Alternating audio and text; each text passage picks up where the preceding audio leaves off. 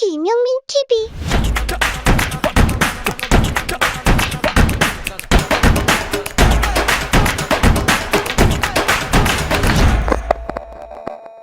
네, 안녕하십니까. 더불어민주당 김영민 의원입니다. 지금부터 더불어민주당 서울특별시당 대학생위원회 주거문제 사각지대 해소하자라는 기자회견을 시작하도록 하겠습니다. 정부의 부동산 정책이 규제와 공급에 열을 올리는 동안에도 여전히 열악한 환경에서 살아가는 대학생들이 많습니다.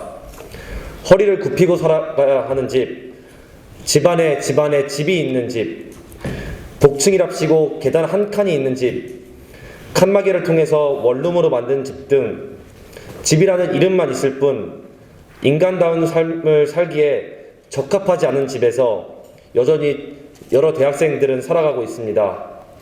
원룸은 그나마 나은 편입니다. 소위 쪽방촌, 달동네라고 불리는 곳은 더욱 열악합니다. 경제적 어려움을 겪는다고 인간다운 평범한 삶까지 박탈당한 상황입니다. 또한 동거 부부는 지원 대상에서 제외되고 외국인에게는 부동산 소유 기회가 더욱 열려있다는 점은 청년 세대의 박탈감을 더욱 크게 합니다. 첫째, 인간다운 삶을 위한 최저 주거 기준을 상향하고 의무화해야 합니다. 동시에 열악한 환경에 거주하는 국민을 위한 생활 환경 개선 사업을 펼쳐야 합니다. 인간다운 삶을 살기 위해 갖춰야 할 주택으로서의 기준을 상향해야 합니다. 현재 최저 주거 기준 내용은 가구 구성별 최소 주거 면적, 용도별 방 개수, 전용 부엌과 화장실 등 필수적 설비의 기준, 안정성, 쾌적성을 고려한 주택 구조 등의 기준이 있습니다.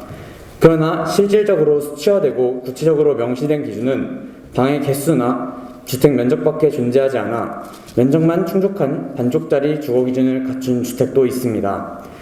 최저 주거 기준을 갖추지 못한 집 역시 2019년 기준 106만 가구나 있습니다.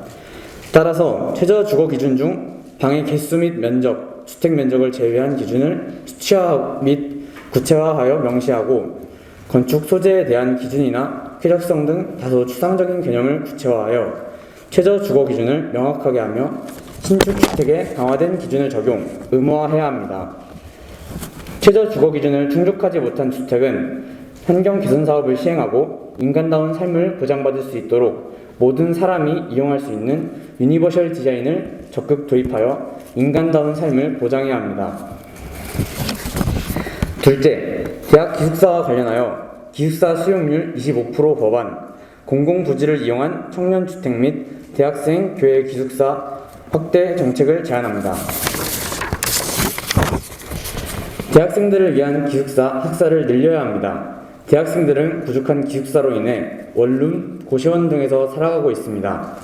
현재 수도권 소재 대학에선 전체 학생 대비 기숙사 수용률이 17.5%, 전국 일반대는 22.4% 정도밖에 되지 않고 있습니다.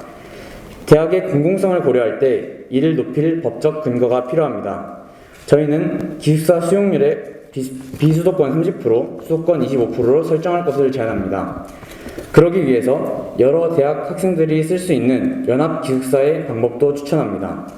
대학생의 주거를 획기적으로 보장하기 위해 구로구 주민센터 사례처럼 노후 공공기관 부지의 용적률을 늘려 복합시설화해야 합니다. 기존 연합 기숙사와 향토학사의 자치구역 및 학교별 개수를 일정 정도 이상으로 마련하는 것을 통해 대학의 낮은 기숙사 수용률에 대안이 되고 대학생의 월세 부담을 경감할 수 있을 것이 기대됩니다. 이와 관련한 설치 근거 및 의무 조례를 발의하고 적용하는 것을 강력히 촉구합니다. 셋째, 부동산 지원 범위에 동거 가구 등 다양한 형태의 가족을 포함해야 합니다. 현 시대에는 다양한 주거 형태가 있습니다. 비혼, 동거, 1인 가구 등이 계속해서 늘어나는 추세임에 반해 현재 주택 지원 정책들은 대부분 청년이나 법륜혼을 기반으로 지원을 시행하고 있습니다. 다양한 가족 구성 형태를 인정하고 이들을 지원하기 위한 정책이 필요합니다. 2인 이상의 시민결합 역시 전세대출, 분양, 각종 부동산 지원 등에서도 동등한 권리를 보장해야 합니다. 행복주택, 역세권 청년주택, 임차 보증금 지원 등의 주거 지원 대상에 동거 가구도 포함할 수 있는 근거 법령을 마련할 것을 제안드립니다. 넷째, 외국인에게 부동산 상호주의를 적용하거나 내국인과 같은 조건으로 이행하도록 하여야 합니다.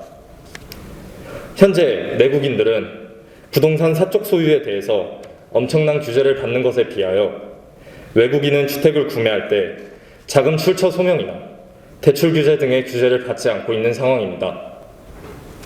자국, 글로벌 은행 대출을 이용하게 된다면 LTV, DTI, DSR 등의 규제를 받지 않고 있습니다.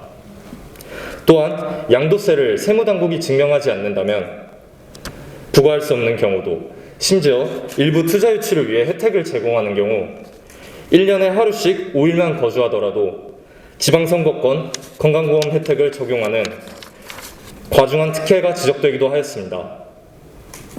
이런 상황에 대해 시장과 국가 간의 이견이 계속해서 나오고 있습니다.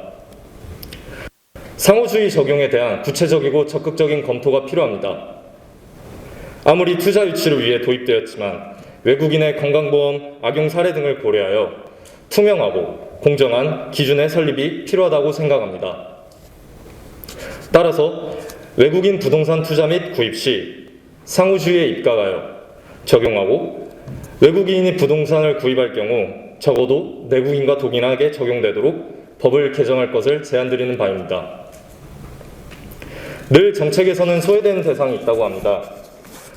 부동산 대책은 규제와 공급에 치중되어 있고 2030 청년, 다양한 가족 구성원, 주택 예칠, 내국인과 외국인의 형평성을 소외시키고 있습니다.